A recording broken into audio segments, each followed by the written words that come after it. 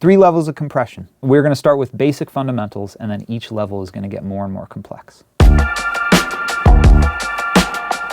I'm Noam Wallenberg. I'm a producer and engineer. I work with artists like Wolfpack, Mac Miller, the Fearless Flyers, A$AP Rocky. I want to talk about the thought process that goes into making some of these decisions and the mindset of how to do this at a really high level. Level 1, the fundamentals.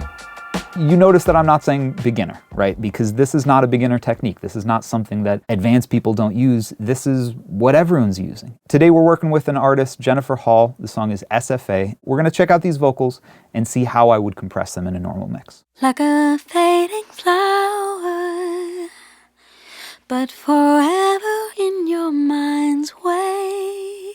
Some of these quieter words we need to bring a little louder, and some of these louder words we might need to bring a little quieter. I'm going to pull up the CLA 76. I just want compression that feels transparent. I'm going to start out just catching some peaks with this and seeing if that does enough. Like a fading flower, but forever in your mind's way. I'm looking at this moment, but forever in your mind's way. The but is really quiet. Forever is really loud here. So I want forever to get clamped down on, but then I want it to release fast enough so that mind's way gets really loud again. I'm going to start pulling this release knob faster and faster. But forever in your mind's way. So forever clamps down and then it comes back right away from mind's way and it gets really, really intimate and really close. Let's try opening up the release and seeing if it gets a little smoother.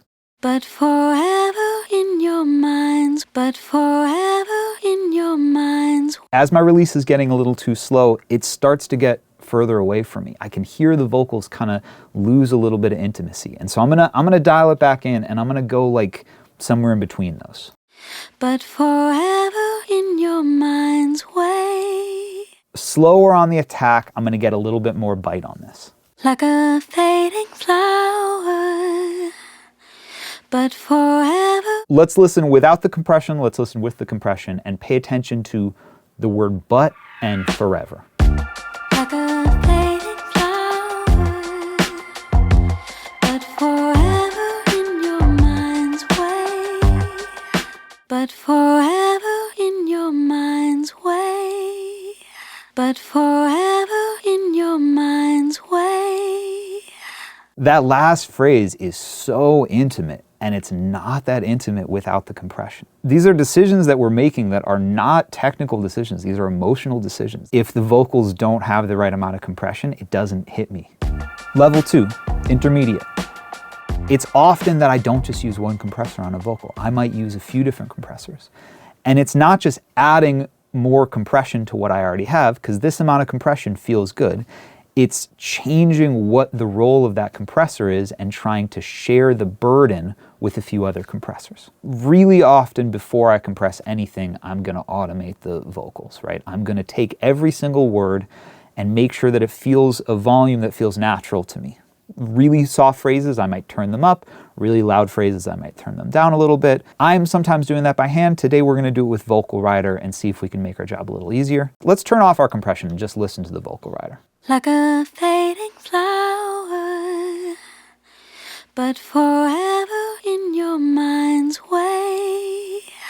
To me, it's doing too much. I think it's overcompensating. I'm not trying to get it to make everything sound exactly the same volume. I'm just trying to get it to give me a little bit of help before I get into my compressor. That's not that much that I'm looking for. I'm not gonna have it do any downward riding. I'm only gonna go upwards, right? So I'm only turning up the quietest parts. And I'm gonna start out with it only at 1 decibel.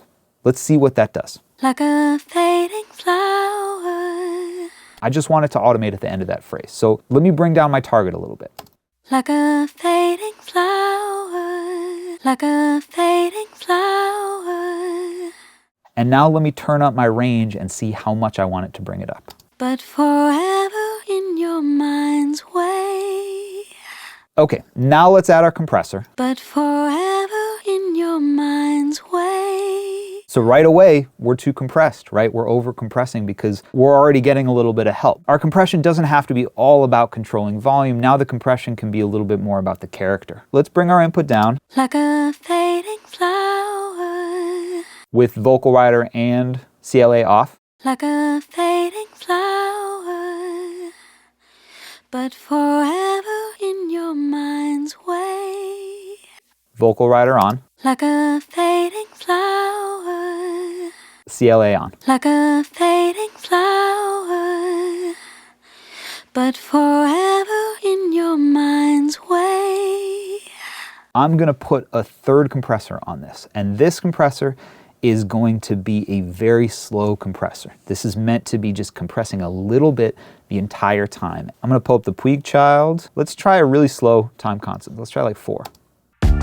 Like a fading flower, but forever in your mind's way. Wounded like the first time, and you're falling in the same place. It adds nice harmonic distortion, I'm digging. Level 3, advanced. We're starting to get a little more complicated. We've been thinking about compression just in terms of volume, but we haven't been thinking in terms of frequency that much. When we are compressing a vocal, we're dealing with the dynamics of the overall vocal, but we're also dealing with the dynamics of every single frequency. The high end can get too loud at certain times. The low end can get too loud at certain times. The very basic way of dealing with this is a de-esser, right? That's a very common thing that you see people using. So we're gonna start there. Let's put a de-esser on this. Wounded like the first time. Wounded like the first time. That feels pretty natural. I am pulling up C6 and we're gonna do some multiband compression. When you pull up C6, all these things default to being on, and the first thing that I do is I bypass everything. Multiband compression is destructive, man. It can be really heavy. Compression is just hard to hear and it takes a really long time. And multiband compression is even harder to hear and it takes even longer to figure out. So take it one band at a time. There's 2 things that I want to do with this. There's surges of low end in the vocal that I think are going to be hard to fit into a mix.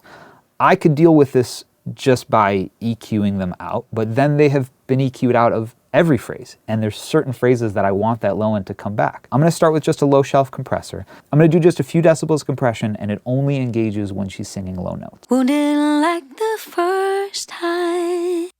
Wounded like the first time. Wounded like the first time. So wounded, there was so much low end coming in. Let me turn it off. Wounded like the first time. Overwhelming. Let's put this back on. Wounded like the first time. What I'm going to play with a little bit is my attack and release. If I open my attack up a little bit where it lets some of the fundamental come through, even though it's doing a similar amount of compression, it feels like there's more low end. It's like phantom low end or something. So here is super fast attack. Wounded like the first time. Here's slow attack. Wounded like the first time. It's subtle, but it just gives me a little bit more low end. We're going to do the same on the high end. You could think of it like de-essing, but my goal is not exactly the same as de-essing. I want to grab some of these consonants. I want to grab just the bright moments that are not S's. And with something like this versus the de-esser, I have so much more control. Let's add in one band. Wounded like the first time. And you're falling in the same place. I'm going to make the release kind of slow. I want this to be a little bit more gentle. And you're falling in the same place. I'm going to add another band below it. I'm going to go like 4K to 8K. Wounded like the first time. And you're falling in the same place. Here's where it gets cool. I can change the gain of those bands. So now this becomes kind of an EQ. If I just add high end to this vocal, it's going to make those S's really harsh. If I do it this way, this becomes superhero stuff. This is how you make this vocal feel very, very present, but also very, very warm. Wounded like the first time. And you're falling in the same place. Wounded like the first time. And you're falling in the same place. What we're doing is complicated, but it doesn't sound complicated, and that's the point. I don't want the processing to feel intellectual. I want it to sound like my romantic vision of a vocal rather than like some plugins. Thanks for joining. Go try this.